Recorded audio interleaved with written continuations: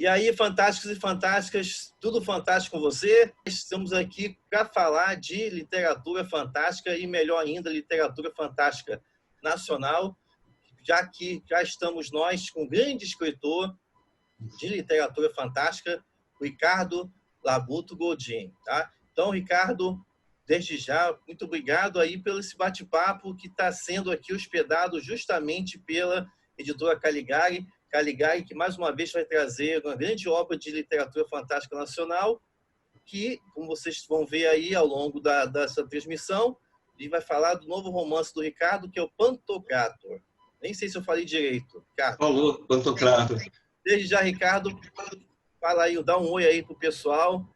Mestre, primeira coisa, muito obrigado pela sua disponibilidade de participar desse encontro. A ideia era marcar, de alguma maneira, o lançamento de um livro que acontece durante uma pandemia. E é um momento delicado, né? E, ao mesmo tempo, esse lançamento ele tem uma forte componente política, né? Na medida em que a gente está vivendo sob um governo que se opõe à ciência, se opõe à cultura, à educação e também à razão. E aí eu queria ler rapidinho aqui, porque na última página do livro, eu acho que reconheço aqui o estilo do Guilherme Tolomei, ele diz, na última página ele diz o seguinte: este livro foi composto em Sabon e Impact sobre o papel Pollen Soft 80, publicado pela editora Caligari em 2020, na cidade do Rio de Janeiro, em meio à quarentena da pandemia da Covid-19. Resistiremos. É isso. Com certeza, resistir é preciso. Não é?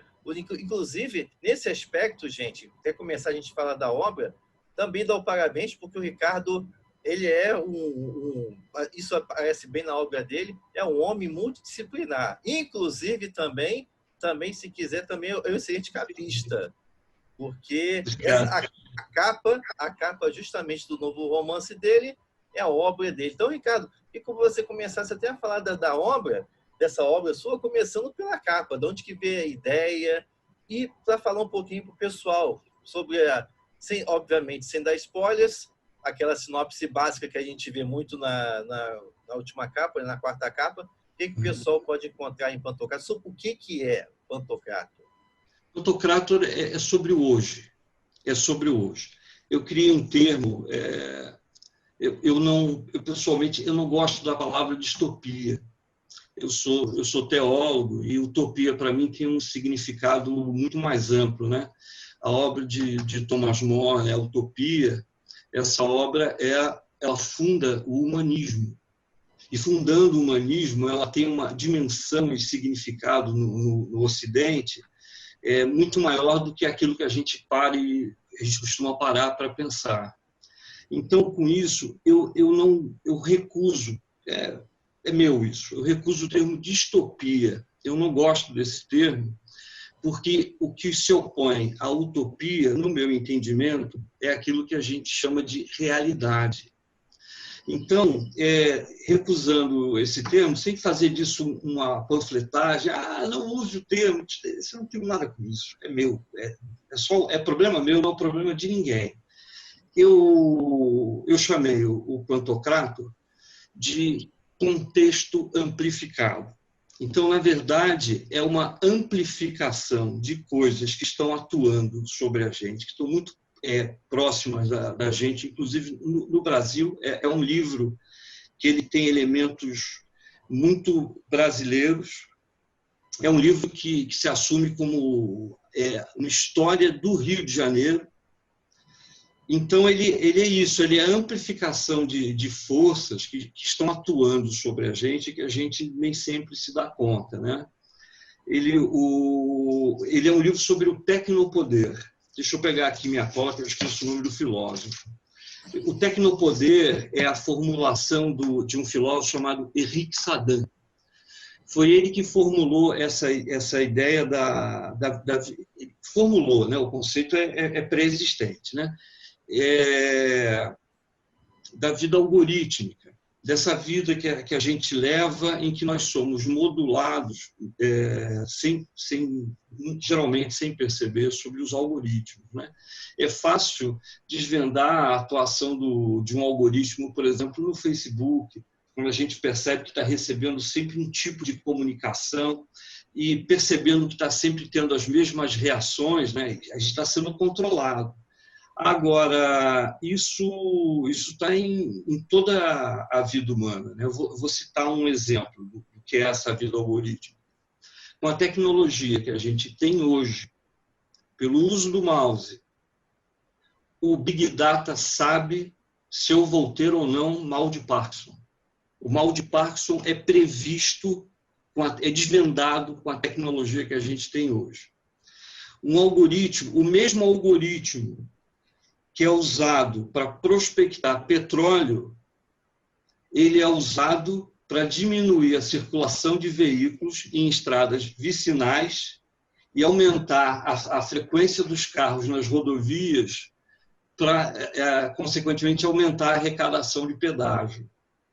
Então, isso o que eu li, o que eu estudei para fazer o livro, né? Por exemplo, sobre a tecnologia de reconhecimento em segurança, aquela que permite identificar o camarada que está andando numa multidão, né? Se eu mancar, se eu alterar minha característica de andar, o sistema me reconhece. E um detalhe, existem umas questões que os caras vendem isso como, por exemplo, nós temos uma tecnologia de ponta que ela faz isso. Muito dessa tecnologia foi gerada espontaneamente pelos sistemas de reconhecimento.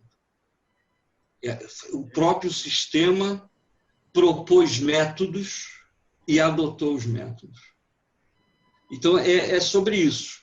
Parece uma ficção científica arrojada, né? Se passa no Rio de Janeiro do futuro, isso não está caracterizado exatamente em que época. Mas são coisas que nos cercam hoje, né? E o romance ele tem, por exemplo, milícia, a gente discute aqui, para nós aqui no Rio de Janeiro é algo muito próximo, né? Eu li essa semana um comentário da atriz Lucélia Santos, ela dizendo que ela não podia bater panela porque é vizinha de miliciano. Então, é uma coisa muito presente aqui na cidade, né? A questão da religião. Hoje a gente vive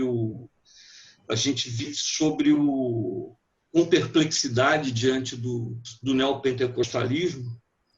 Então, eu criei um termo que é a neo-ortodoxia. Essa neo-ortodoxia, na verdade, é como se, no futuro, essa corrente neopentecostal tivesse sido superada por uma nova, né? E como diz no livro, né? Neo é o falso prefixo de tudo que é velho. Essas coisas existem há muito tempo, né?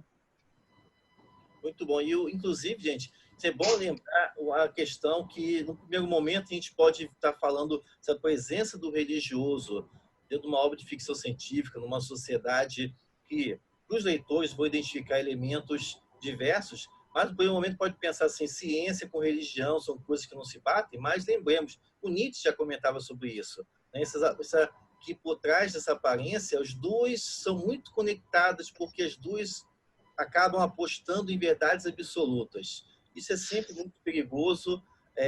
Então, quando vocês forem ler o Pantocrator, lógico, não vou ficar aqui dando spoiler, eu já li a obra já, eu tive esse privilégio daqui que o Ricardo enviou o texto até para a gente se preparar aqui para essa entrevista. Vocês vão gostar. É uma obra assim, que realmente te prende bem, e principalmente, isso é uma coisa que a gente vai conversar aqui, é interessante como é que o Ricardo ele vai atravessando diferentes influências e vai incorporando diferentes, quando eu falo influências, não apenas influências literárias, mas também influências culturais, que estão para o universo da literatura, da música, do cinema e tudo mais. Muito bom. A religião ela é um dado antropológico, né? A religião é um fenômeno da cultura. No Pantocrator, a religião existe como um dado de manipulação. Ela é inimiga da sociedade. Os aspectos, vamos chamar assim, seriam os aspectos transcendentes da religião. Isso é uma questão são questões pessoais. Isso não tem a ver com a história, né? Ali é a religião como instrumento de manipulação, porque é um livro sobre manipulação. A manipulação pelo algoritmo, a manipulação por ideologia, a manipulação pelo dinheiro, a manipulação pela fé. Esse é o grande tema do livro, é a modulação, né? Usando a terminologia do livro, né?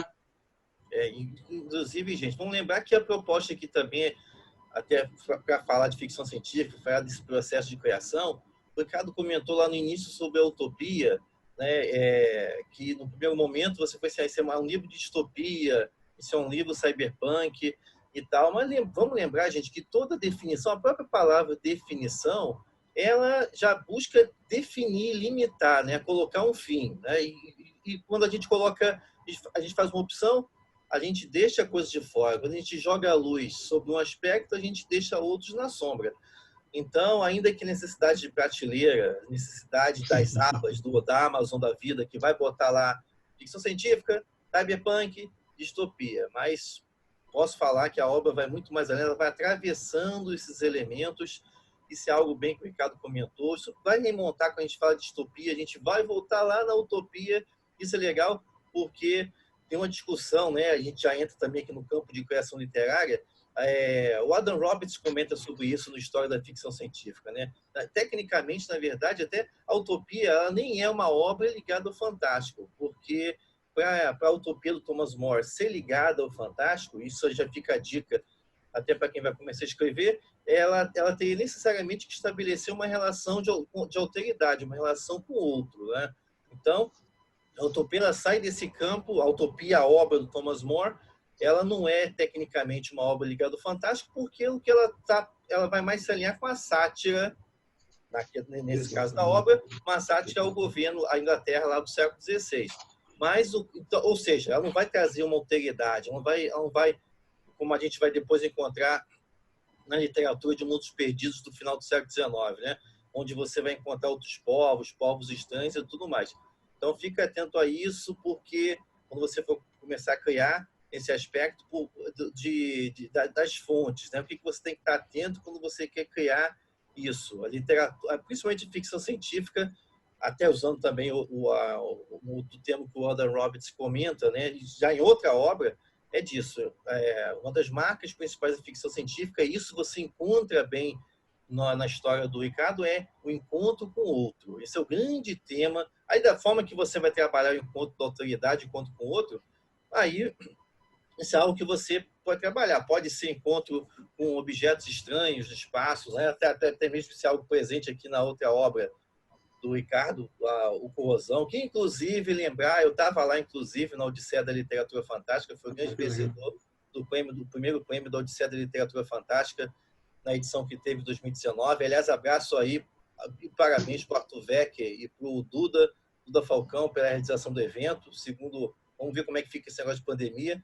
Mas essa questão do encontro com a alteridade está presente aqui no Corrosão, né? E também vai aparecer diferentes formas também aí dentro do Pantocrator. Pantocrator, se você perguntar para mim o que é, você que está assistindo, está curioso da obra, o que é distopia, cyberpunk, é um romance pós-apocalíptico, né? Tem essa pegada toda.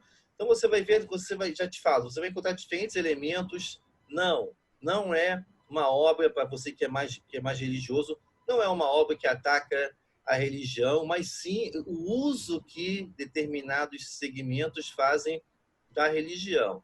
Então, nesse aspecto, vai tranquilo, porque não é uma obra que faz panfletário no sentido de atacar a religião. Ela vai muito, ela pega justamente esse que eu estou falando, assim como, por exemplo, a Etude fez do Pão da Aya, né? Ela pega justamente esse elemento de manipulação da religião e vai se inserir dentro do contexto de uma sociedade, do meu querido Rio de Janeiro. Eu somente sou do Rio de Janeiro, gostei de ver lá de menção na Universo, as ruas lá, tão queridas.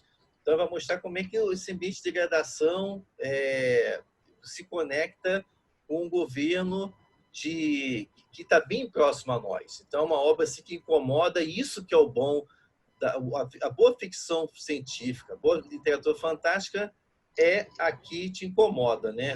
Vamos lembrar Kafka. Kafka que fala que o bom livro é que age como um machado que quebra o gelo dentro de nós. Né, Ricardo? Então, nesse ponto aí, que você falasse assim, de onde que saiu a ideia. A ideia, que é a grande pergunta também, né, que sempre se é feita aos grandes escritores, da onde que vem as ideias? Foi a musa que desceu, tocou na sua cabeça? Foi essa famosa... O Stephen King fala, né? As minhas ideias vêm quando eu abro a janela. Né? Você comentou daí desse contexto, né? Que a obra é um contexto amplificado. O que você falasse sobre isso aí, de onde que veio a ideia do Pantocrator, já que ele vai numa outra pegada diferente do Corrosão? Isso foi uma das preocupações que eu tive quando eu sentei, não, agora eu vou fazer meu próximo livro. Uma das preocupações que eu tive era fazer algo completamente diferente do Corrosão. Eu não queria me repetir, né? E, ao mesmo tempo, pessoalmente, eu gosto do meu livro, eu gosto do Corrosão. E uma tentação muito burlesca de qualquer pessoa que trabalha com criatividade é estabelecer não é bem quantificar, mas qualificar a obra para si e achar que agora tem que fazer alguma coisa melhor. O Hitchcock ele falava sobre isso, ele dizia que isso é o pensamento de uma criança que sopra um balão até ele explodir na sua cara. Então eu falei, mas eu estou muito ligado ao meu livro, porque Corrosão foi um livro que exigiu muito trabalho. Eu trabalho muito porque eu estou muito abaixo dos meus critérios. Os meus critérios são muito elevados, eu estou muito abaixo deles. Eu digo isso por quê, professor? Não é arrogância, é o contrário. Eu leio muito e eu leio tudo. Sabe? Então, por exemplo, eu sou um leitor de Balzac, eu sou um leitor de Dostoiévski, eu sou um leitor de Joseph Conrad. Aqui na minha mesa de trabalho, eu estou tocando minhas mãos na edição do Moby Dick, na tradução de Péricles Eugênio da Silva Ramos. Esse livro está aqui para eu lembrar de quanto arroz e feijão falta para eu comer, sabe? Então, eu pensei o seguinte, eu preciso tentar agora uma coisa diferente e menos solene, porque Corrosão é um livro solene. E eu não sou uma pessoa solene. Meus amigos dizem que eu sou até engraçado, sabe? Pessoalmente, naturalmente. Aqui ninguém vai provar isso, que eu sou muito tímido e estou aqui empalidecendo. E aí eu pensei, puxa, eu podia fazer um texto bem-humorado de ficção científica. E comecei a fazer esse texto bem-humorado e ele tinha um outro nome. E no meio dessa história surgiu uma chamada. Otávio Aragão me mandou uma mensagem, olha, tem essa chamada aqui para uma antologia, é um monte de gente boa, você devia tentar. E aí eu escrevi um conto. E quando eu terminei esse conto, calhou do meu filho vir me visitar. Meu filho, quando vem aqui para casa, passar alguns dias, ele normalmente traz uma tonelada de livro, ele está se formando em geografia, ele é um cara muito estudioso. Mas daquela vez ele trouxe pouco livro. Eu pedi para ele, você podia dar uma lida nesse conto? O que você acha? Aí ele pegou o conto, foi dormir e tal. No dia seguinte, a gente foi conversar, ele falou, putz, eu adorei o conto. Eu adorei o conto. Mas eu acho que isso não é um conto. Eu acho que é um romance, porque tem muito elemento aí que você podia desenvolver e desenvolver melhor. Eu acho que é um grande conto, mas eu acho que é um material desperdiçado. Eu acho que tem muita coisa aí que deveria ter voz e você podia escrever um romance. Aí eu parei o que eu estava escrevendo, peguei o Pantocrator, que tinha outro nome, era acho que Cyber Noir, não lembro, e comecei a usar. Eu não expandi o conto. Eu peguei a estrutura, sabe? Avaliei, tem esses elementos aqui e tal. E aí, a partir daquele conto, eu escrevi o romance. Mas é uma outra história. As linhas gerais são as mesmas, mas as coisas cresceram e se expandiram. E eu gostei do personagem do protagonista e gostei muito mais de um outro personagem que se chama Simão o Mago. O Simão o Mago, inclusive, é um personagem bíblico e esse personagem do livro, ele incorporou o nome do Simão o Mago. Eu sou teólogo, né? Minha formação acadêmica é teologia. Então, a teologia não tem nada a ver com o que as pessoas normalmente pensam, né? Então, outro dia o cara veio falar comigo e tal. Vocês estudam teologia, como é que é essa questão do homem ser feito de barro, né? A gente é muito simples, né? A gente sabe que o homem não foi feito de barro, então a gente se pergunta o que esse texto quer dizer, por que ele foi feito assim. E aí a gente acaba estudando muito de literatura. Eu me lembro que a Bíblia ela tem mais de 265 gêneros literários diferentes. É uma coisa muito interessante. Agora, é natural que, por exemplo, um cara que estudou teologia, uma teologia de verdade, estudei numa faculdade, eu não estudei no seminário fundamentalista da esquina, entendeu? Para ir para a televisão dizer que é teólogo e falar um monte de besteira e tomar o dinheiro das pessoas. É natural que alguém que estudou isso e que respeita o que são essas coisas, que tenha uma visão muito crítica sobre esses impostores, né? Eles são simoníacos. Daí o Simão Mago. O que é simonia? Simonia é o tráfico do sagrado. Simonia é vender milagre. Por isso que o personagem ele é Simão o Mago, porque Simão o Mago é o cara que vendia milagre na Bíblia. Acho que a gente tem... Parou aqui? Estamos gravando? É que vi uma mensagem aqui. Tá rolando. Então, por exemplo, é a visão crítica de um teólogo ante essa simonia, esses ladrões todos, né? Você sabe que as pessoas falam em termos de ovelha, né? O pastor tem as suas ovelhas e tal, né? Ovelha não tem visão periférica. Então, de fato, o que mais tem por aí é ovelha, porque não tem visão periférica e é o cara que vai enriquecer esses caras todos, né, e vir falar essas besteiras todas que a gente vê em tudo quanto é lugar, né? Desculpa a minha veemência, a gente estava falando de literatura.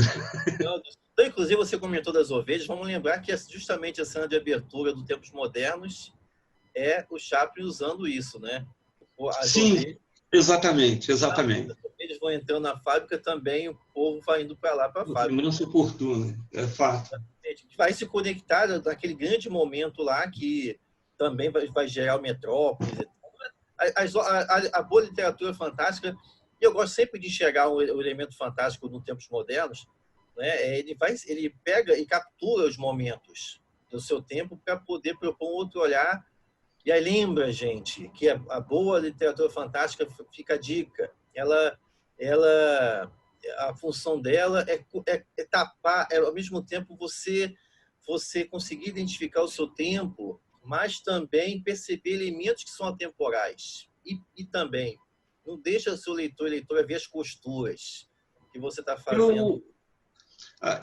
A ficção científica, eu acho que o grande barato da ficção científica, porque eu gosto de metáfora. Uma das razões de eu escrever ficção científica é a possibilidade infinita das metáforas, né?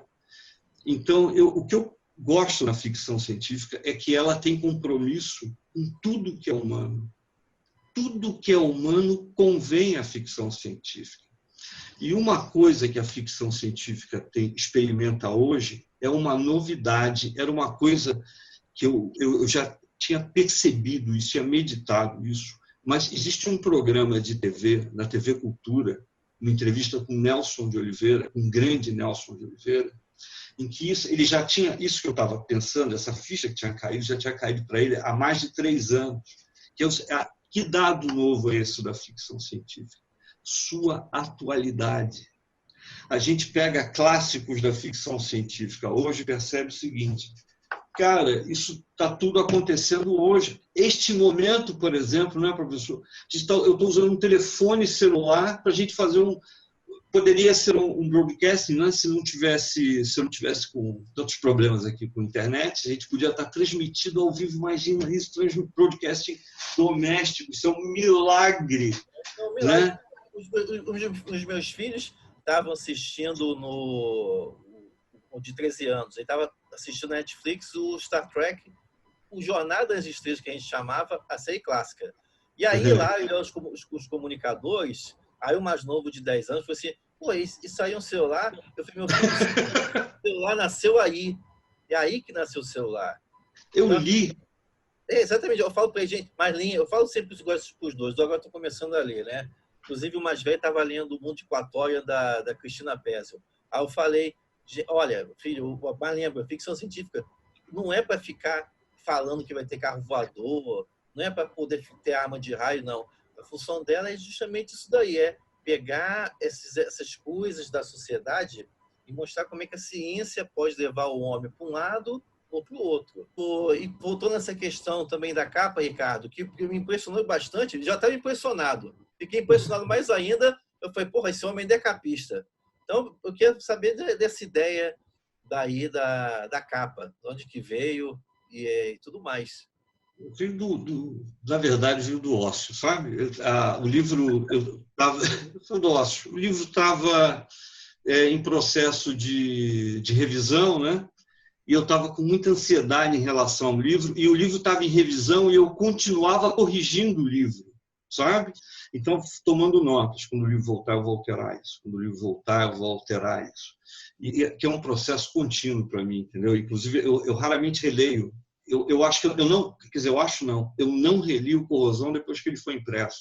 Não reli. Eu fico pensando: puta, como é que eu escrevi essa frase? Por que eu não alterei isso? Sabe? É um processo contínuo na minha cabeça. Então, o livro estava lá e eu já tinha feito alterações. Eu falei: preciso me ocupar, porque eu não estou conseguindo escrever nada.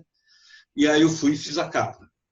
Entendeu? Deu um pouco de trabalho, né, aquela figura do Wagner, né? Porque o Wagner é uma das centralidades da obra, né? No caso, o Parsifal de Wagner, né? Que muitos personagens da obra do Pantocrator, do romance, né, gravitam em torno dessa obra. Ele é o eixo para muitas coisas no livro, né? A obra de Wagner em geral, né? E eu falava assim com algumas pessoas sobre capa e tal, e dizia: pô, eu queria fazer uma brincadeira com Wagner. Aí o pessoal: Wagner, fazer uma brincadeira? Eu falei: pô, você conhece alguém que sacaneou mais gente do que Wagner? E ninguém sacaneou mais gente do que Wagner. E aí fui e botei o batonzinho, inclusive, e esses apetrechos aí. As pessoas perguntam: pô, o livro é steampunk? Nada a ver, nada a ver. É só uma brincadeira com a questão da questão mecânica, da questão automática. É um Wagner automático aí na capa. Na verdade, quando as pessoas forem ler, até mesmo por conta dessa resposta sua, elas vão perceber que tem a ver. Totalmente. Não, vai ficar claro. O sentido a subjetividade da capa vai ficar claro, certamente. Inclusive, também uma curiosidade, Ricardo, você comentou, você está falando de Wagner, mas eu sei que, dentre as suas principais assim, influências e tal, você sempre cita o Beethoven.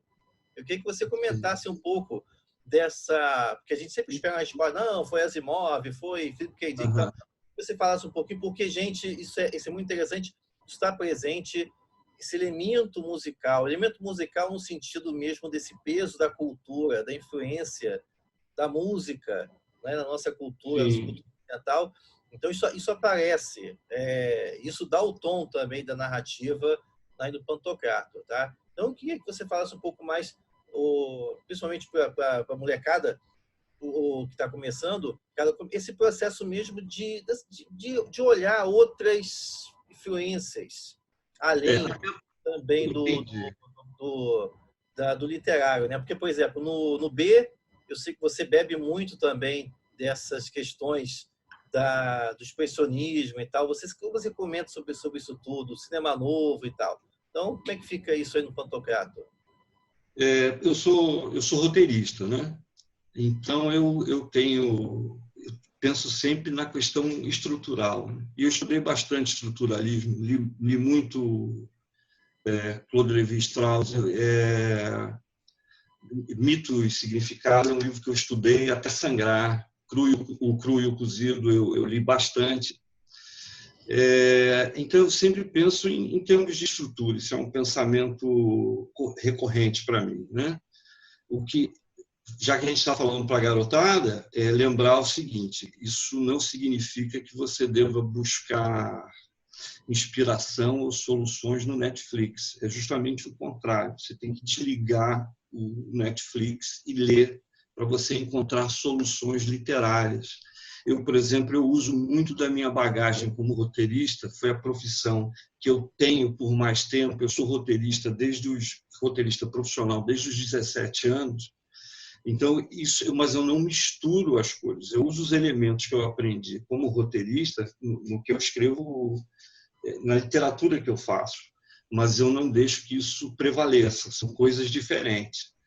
E uma das coisas que você aprende ouvindo música é reconhecer a forma da música. Então, por exemplo, Beethoven, ele tem 9 sinfonias. Essas 9 sinfonias, elas têm a mesma estrutura. É uma estrutura chamada forma sonata, é uma estrutura que o desenvolvimento dela levou mais ou menos 300 anos. Eu já vi muita gente dizer o seguinte, que ninguém cria uma estrutura. A estrutura é uma emanação do inconsciente. Eu creio nisso e eu acho que a forma sonata é a prova disso, né? A forma sonata, ela vem de uma escola de músicos chamada Escola de Mannheim. A história da formação dessa estrutura é belíssima, né? E é uma estrutura em que, na sua expressão mais elementar, você tem 2 ou 3 temas, e esses temas são colocados para brigarem entre si ao longo especialmente do primeiro movimento da sinfonia. E quando você pega, por exemplo, a Quinta Sinfonia de Beethoven, aquela do tchan, tchan, tchan, tchan, tchan, tchan, tchan, tchan, né? É sol, sol, sol, mi bemol, fá, fá, fá, ré. Parecem 4 notas, né? Tan, tan, tan, tan, mas na verdade são apenas 2, porque uma das notas repete 3 vezes. Né? Então isso é uma célula, isso não chega nem a ser um tema. E essa sinfonia, ela deve ter mais ou menos, tem quase meia hora, e ela é fundamentalmente o desenvolvimento dessas 2 notas. Então o cara pega 2 notas, pega uma célula e ele compõe uma música de 25, 26 minutos, até 30, dependendo do maestro. E aí esse é um valor que eu percebo, organicidade, sabe? Tem uma coisa no Pantocrator que as pessoas podem perceber. O livro inteiro está nas primeiras 2 páginas. As primeiras 2 páginas do livro, o livro inteiro estão nas primeiras 2 páginas. O livro tem 300 páginas, são 309, mais ou menos, na edição. Essas 309 páginas são variantes e desenvolvimento das 2 primeiras. Para mim, no Word, era a primeira página. Naquela primeira página, eu coloquei todo o material temático da obra, está tudo ali.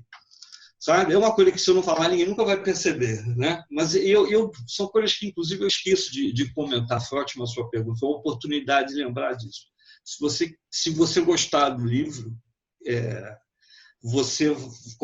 se você voltar às 2 primeiras páginas da edição impressa, você vai ver que o livro inteiro está ali. São essas coisas que me fascinam, entendeu? Por quê? Porque eu preciso ter certeza que a estrutura do meu livro é sólida. Eu preciso, senão eu não durmo, sabe? Se eu for dormir e tiver alguma coisa que não estiver funcionando, eu não durmo. Eu já não durmo normalmente, eu sou um cara que dorme pouquíssimo, né? Então, uma outra coisa que eu aprendi com Beethoven é que quando Beethoven, às vezes, estava lá compondo a música dele, Beethoven era o tipo mais comum de compositor, que é exatamente o tipo de escritor que eu sou, o mais comum, onde as coisas são trabalhada, né? Como o Picasso disse, eu botei isso, inclusive isso no pós-fácil do livro, que é inspiração é ótimo, mas tem que te encontrar trabalhando, né? Então, Beethoven ele percebeu o seguinte, que quando ele chegava a algum impasse, e quem já escreveu um conto sabe que existe pelo menos um momento de impasse, né? Quando você chega nesse momento de impasse, ele sabia de antemão, por trabalhar com a forma sonata, né, que é uma forma pré-existente, ele tinha um completo domínio dessa estrutura. Ele sabia que o erro nunca estava onde ele aparecia, era sempre anterior. Então, por exemplo, aqui eu não consigo resolver, então o erro não está aqui, tá? Aí ele voltava tudo, aí achava, foi aqui que desencadeou aquele problema. Aí ele reescrevia tudo de novo. E é por isso que, por exemplo, no caso do Corrosão, eu levei mais de 2 anos escrevendo, até porque ele ficou na gaveta, demorou assim.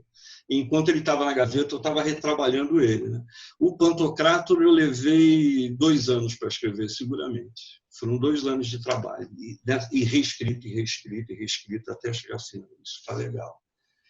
Eu não sei se é feio dizer isso, mas eu me apaixonei pelo meu livro, o Pantocrator. Eu acho ele interessante.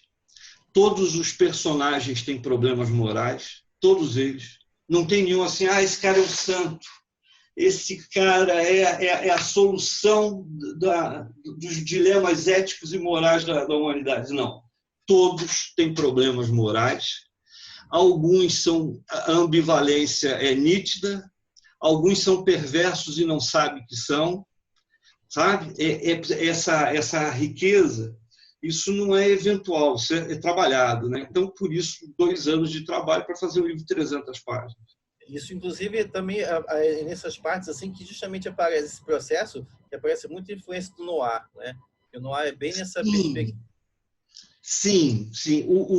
Como eu disse, o conto que gerou o livro, né, que foi o germen do livro, ele chamava-se, eu tinha quase certeza disso, eu não me lembro se era Tecno-Noir ou Cyber-Noir, mas a inspiração era claramente não a literatura noir, mas o cinema noir, né? O cinema tem um cinema noir francês. Inclusive conheço com o nome do personagem e tal. Eu não vou falar aqui para o pessoal. Sim, ok. Mas exatamente. Né? Inclusive, por exemplo... Não vou falar, não. Eu ia soltar o spoiler, não vou. Não dá spoiler, não. Ricardo, isso é interessante que você comentou sobre esse processo, como é que, a partir de uma estrutura que já tem 300 anos e tal, como é que grandes obras podem se formar justamente a partir do olhar individual que compositores, o escritor, o roteirista conseguem imprimir nisso, né?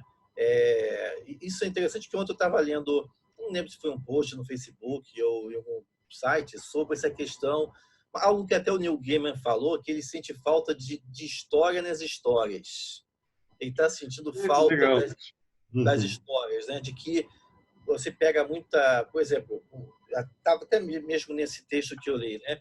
Que está tendo muita literatura de classe média, por exemplo, as palavras que eu li, classe média paulistana, de problemas existenciais e tudo mais, mas cadê a história?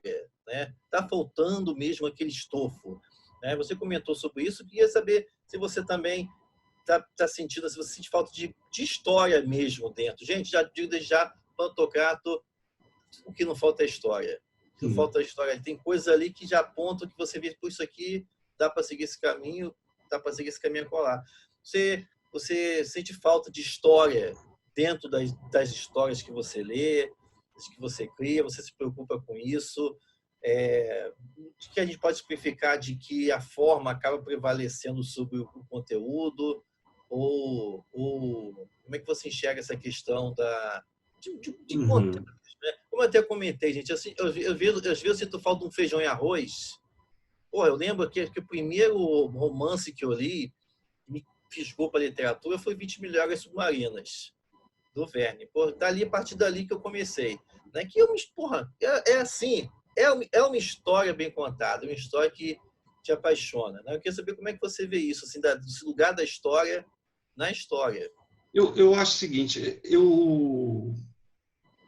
quando o Truffaut entrevistou o Hitchcock para aquele livro Hitchcock, Truffaut Entrevistas, tem uma hora que o Truffaut pergunta para o Hitchcock, como é que o senhor vê a questão do happy end?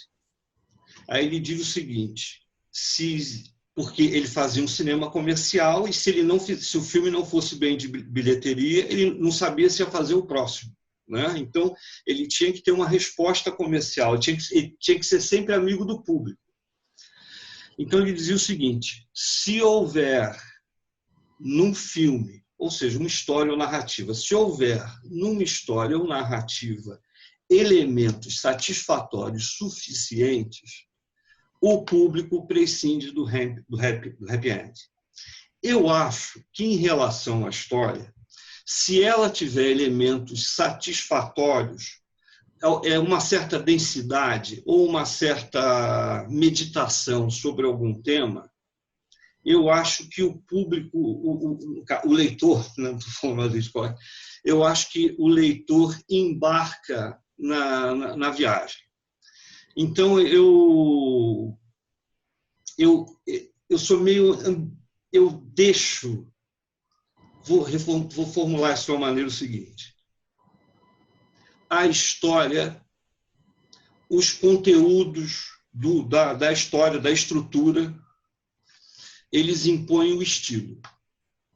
Então, por exemplo, se comparar, pegar o meu livro B, que é a minha narrativa policial, né? Ele é um livro sobre o cinema, quer dizer, ele é uma homenagem ao cinema B dos anos 50, mas ele é literatura. Então, quando eu escrevi esse livro, eu peguei todas as revistas que eu encontrei, que eu pude encontrar dos anos 50. Eu não queria as histórias, eu queria os textos falando sobre o aniversário da fulana, que era socialite, da pré-estreia do filme.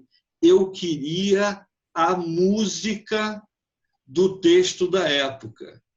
Inclusive, eu tenho um amigo que leu tudo de literatura policial, ele chegou assim para mim, pô, o seu livro é mal escrito, o B é um livro muito mal escrito. Por quê? Porque ele é cheio de advérbios. Exatamente, ele é cheio de advérbios, porque a escrita da imprensa da época, o pulp da época, é cheio de advérbios. É a música daquele tempo. É a graça. Por quê? Porque a história determinou a forma, ela determinou tudo. No caso do B, a história é muito complexa e muito movimentada. Exigência dessa homenagem, né? Por quê? Não porque os filmes daquela época eles tivessem muita atividade, muita ação, fossem muito rocambolescos. Não eram. Mas os seriados eram. Então, por exemplo, ele tem esse sabor de seriado, de matinê dos anos 50. No caso do Corrosão, eu sabia o seguinte, eu tenho uma tremenda situação, né? No ano de 2152, o cara está a 8 milhões de... Você vai para Saturno, pega a esquerda, anda 8 milhões de quilômetros, o Titanic está lá. Então, eu sabia o seguinte, a tensão, a interrogação que isso causa, eu posso fazer o que eu quiser aqui. Entendeu? Então, eu pisei no freio. Não tem história ali. É uma indagação. O que é isso? E essa indagação, o que eu fiz? Eu trabalhei como as personagens reagem a essa indagação e, mais ainda, a circunstância, como dito por um dos personagens.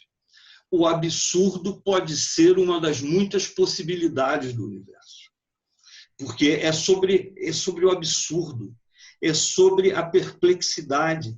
E as pessoas, eu não sei, talvez é uma pretensão que eu queria ter. O livro foi muito bem recebido, Corrosão, né? Indicado ao Prêmio Argos e vencedor do Prêmio Odisseia.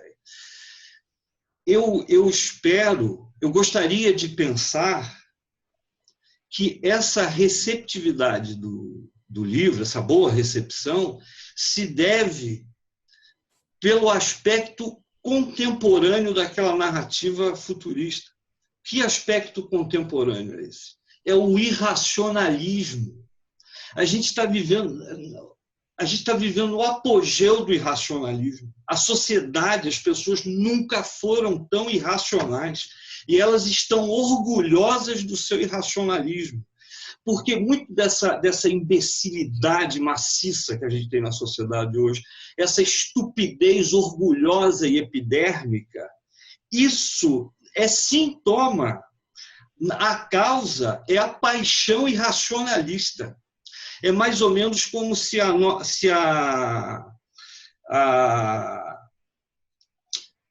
como se o racionalismo cartesiano, iluminista, ele tivesse em crise e nada tivesse preenchido isso, porque a gente não desenvolveu outras formas de pensar. A gente vive sobre essa estrutura e sob essa estrutura, né? Então, por exemplo, não se colocou nada.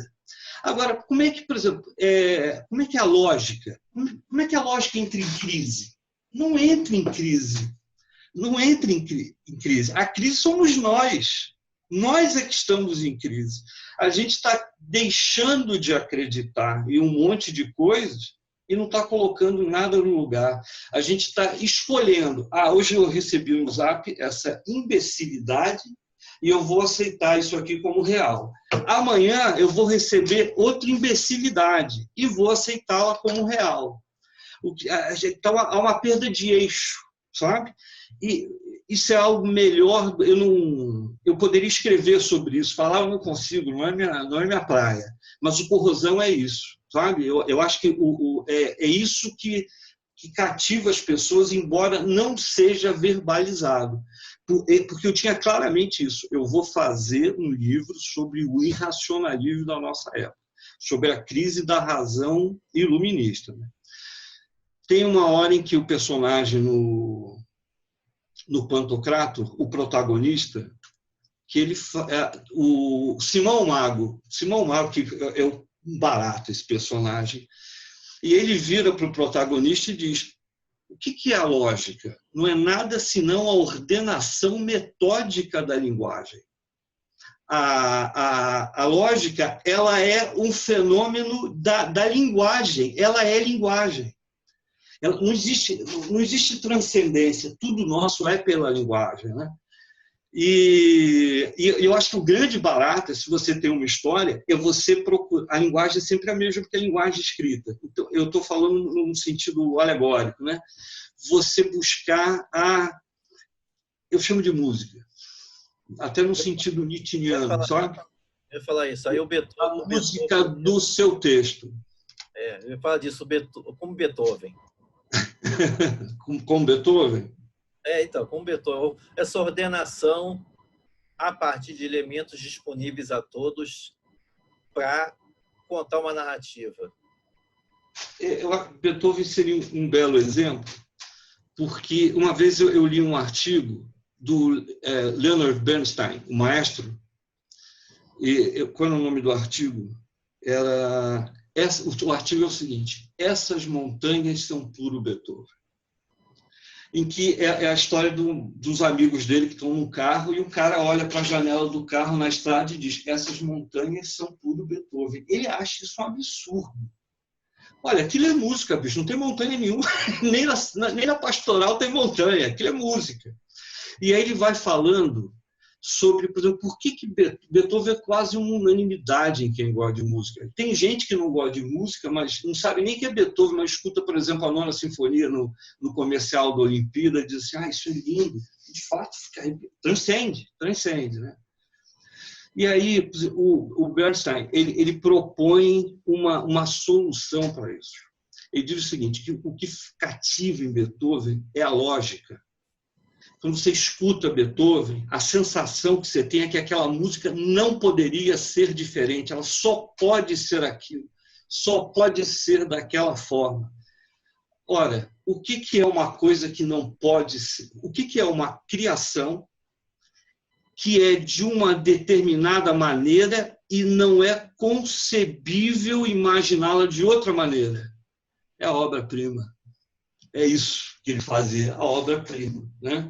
Eu, por exemplo, eu não tenho essa pretensão, não estou em busca de obra-prima, até porque, para mim, a obra-prima é a música.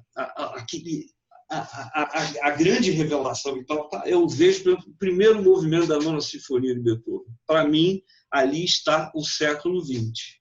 O que me leva a outro tema também, que eu usei muita música, eu usei epígrafes musicais no Pantocrator, né? Cada capítulo tem uma epígrafe musical. E usei muita música do século XX, que é uma música que o pessoal não conhece, porque ela é dissonante.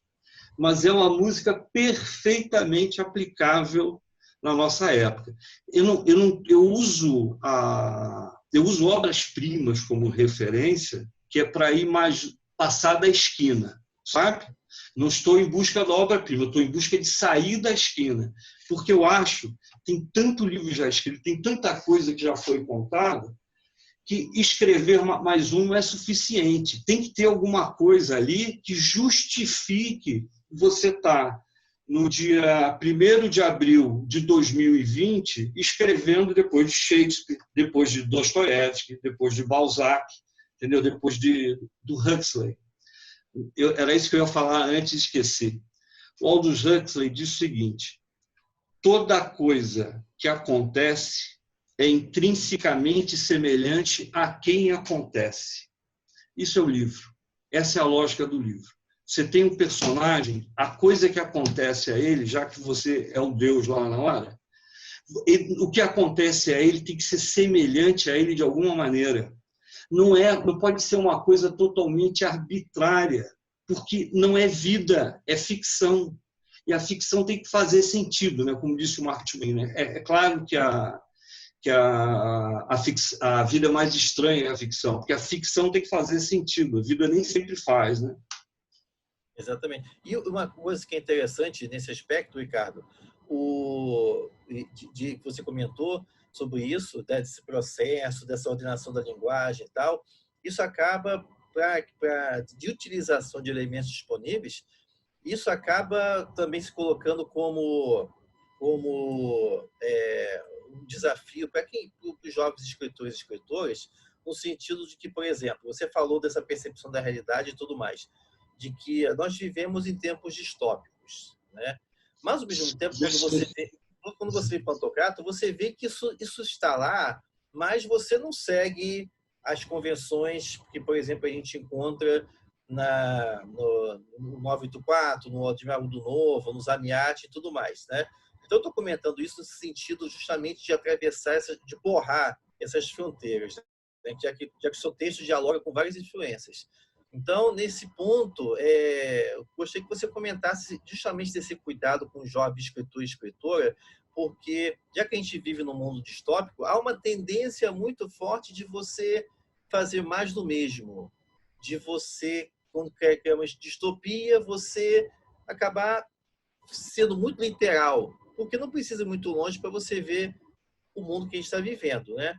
Mas o desafio da arte é justamente você propor um estranhamento no olhar, de você fazer com que o seu leitor e leitora ele tenha um olhar novo, e a partir desse olhar novo, de estranhamento que a arte provoca, ele trazer novas leituras do mundo ao redor, e aí, a partir daí, pensar soluções.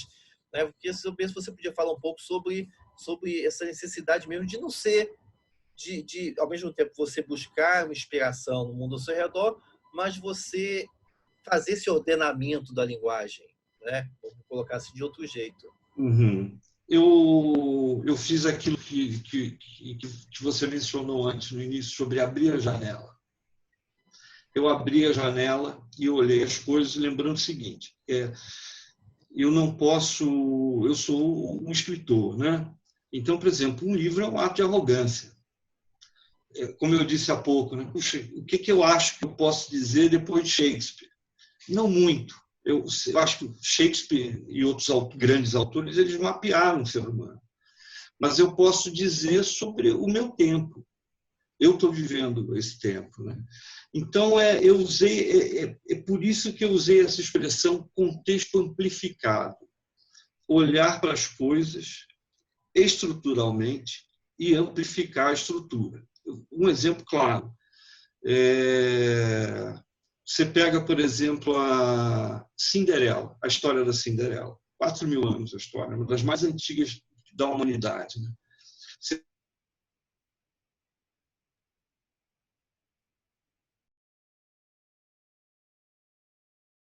meio, já que ela vive lá na casa em que ela foi não uma princesa, mas ela era uma aristocrata e agora ela é a criada. Você pega esses elementos todos, você amplifica, você tem a Julia Roberts, uma linda mulher. É a mesma personagem, né?